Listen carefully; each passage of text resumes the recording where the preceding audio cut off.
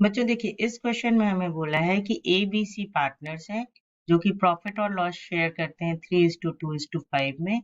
उनकी balance sheet हमें given है एज ऑन 30 जून 2020 और बी जो है वो रिटायर हो रहा है और उसकी जगह डी एडमिट हो रहा है विद इफेक्ट फ्रॉम 1 जुलाई 2020, जिसके लिए गुडविल को वैल्यू किया गया है 3 लाख पे। एसेट्स की रिवैल्यूएशन के रिस्पेक्ट में हमें इंफॉर्मेशन गिवन है।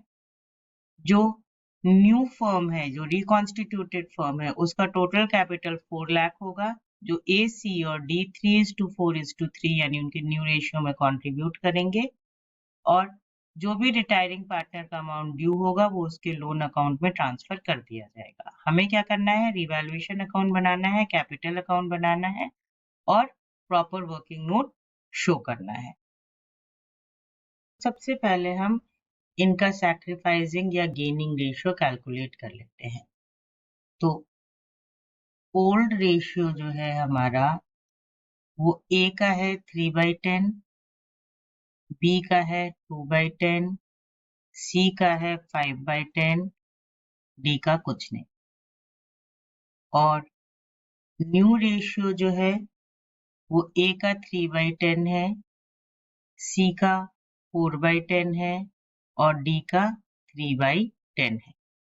तो यहाँ से अगर हम चेक करें तो ए ना सैक्रिफाइस कर रहा है ना गेन कर रहा है, बी 2/10 सैक्रिफाइस कर रहा है,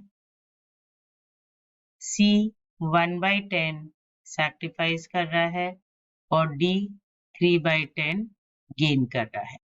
इसका मतलब गुडविल का जो शेयर होगा वो किस तरह से एंट्री करेंगे हम, डी गेनिंग पार्टनर है इसलिए डी का जो कैपिटल अकाउंट है वो डेबिट हो जाएगा by 3/10 of goodwill that is 90,000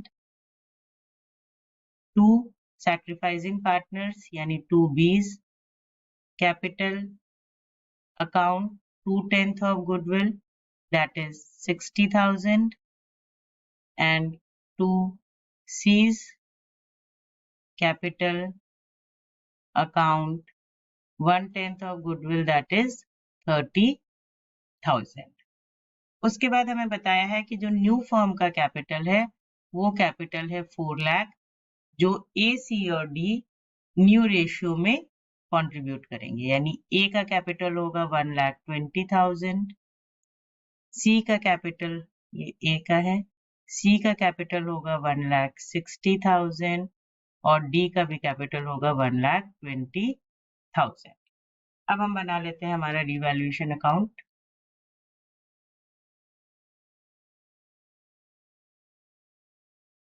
ये है हमारा रिवैल्यूएशन अकाउंट, डेबिट क्रेडिट। तो जिन एसेट्स की वैल्यू कम हुई है वो डेबिट में आ जाएंगी। तो 2 बिल्डिंग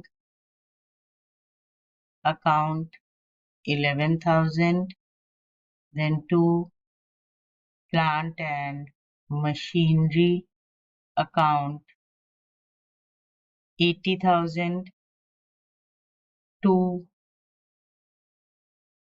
bad debts 23,850 और इन्वेस्टमेंट की वैल्यू इंक्रीज हो रही है तो बाय इन्वेस्टमेंट जितने से वैल्यू इंक्रीज हुई है तो दैट इज 4,000। यहाँ से हमें देख के पता चल रहा है कि रिवैल्यूएशन में लॉस है तो बाय लॉस ऑन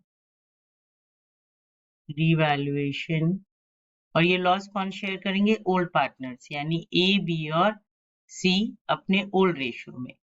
तो ए का शेयर होगा 33,255, बी का शेयर होगा 22,170 और सी का शेयर होगा 55,425। टोटल लॉस है हमारा 1,10,850 और इससे दोनों साइड का टोटल हो गया 1,14,850, 1,14,850। 50।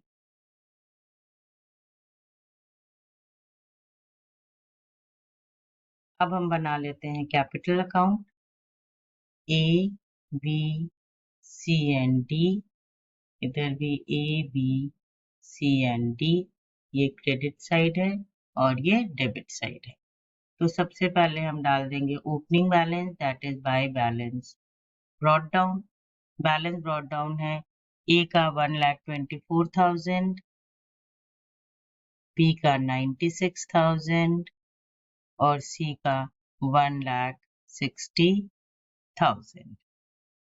उसके बाद बाय डीज कैपिटल, जो डी गुडविल के लिए दे रहा है, तो B को 60,000 और C को 30,000 और यहाँ पे आ जाएगा 2 B एंड C, D में 90,000।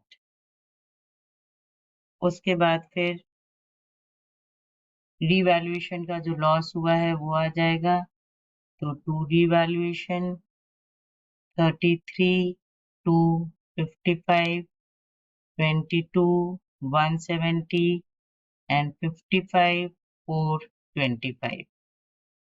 उसके बाद 2 इन्वेस्टमेंट, जो बी ने इन्वेस्टमेंट ली है 46,000 में। देन आफ्टर जो बी का बैलेंस अमाउंट है वो उसके लोन में चला जाएगा, तो बीज लोन दैट इज 87,830। अब ए, सी और डी का बैलेंस कैरी डाउन हम लोग कैलकुलेट कर चुके थे, तो वो कैलकुलेटेड हम यहाँ डाल देंगे। टू बैलेंस कैरी डाउन, ए का 1,20,000, सी का 1,60,000 और डी का 1,20,000। बैलेंसिंग फिगर वो या तो लाएंगे या ले जाएंगे। तो बाय बैंक करके सबके बैलेंसिंग फिगर आ रहा है। ए लेके आएगा 29,255, बी लेके आएगा 25,425 और डी लेकर के आएगा 2,10,000। बी रिटायर हो गया, बी कोई अमाउंट नहीं लाएगा। सी लेके आएगा 25,425।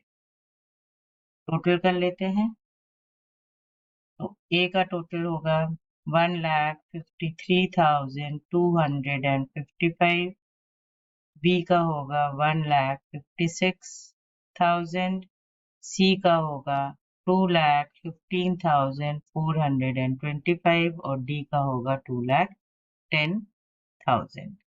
सेम टोटल हम क्रेडिट साइड में भी कॉपी कर देंगे, 1,53,255, 156,000, 215,425 एंड 2,10,000। तो ये हमारा क्वेश्चन कंप्लीट हो गया। Hope this is clear to you.